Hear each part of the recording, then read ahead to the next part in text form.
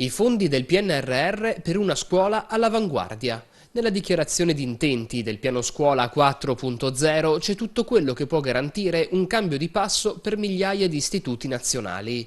Attraverso i fondi sbloccati dall'Europa, il Ministero dell'Istruzione ha varato un imponente programma di rinnovo all'interno delle scuole italiane.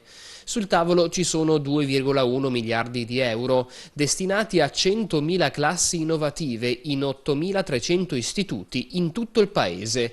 E questa volta non si tratta di comprare qualche LIM, ma di un vero piano per la rivoluzione degli ambienti didattici. Nuove aule multimediali, utilizzo della robotica, pedagogie innovative e altro ancora. A cambiare nelle intenzioni sarà il modo di fare didattica, attraverso una imponente iniezione di nuovi strumenti.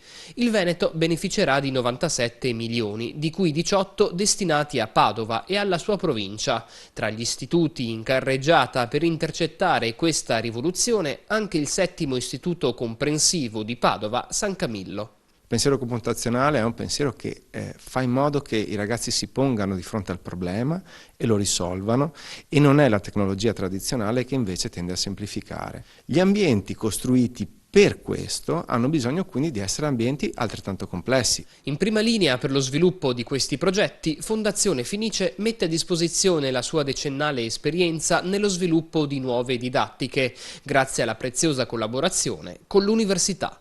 Dopo aver accolto circa 80-90 mila studenti negli ultimi 10 anni, siamo felici di metterci a disposizione delle scuole per costruire degli ambienti didattici innovativi all'interno degli istituti scolastici.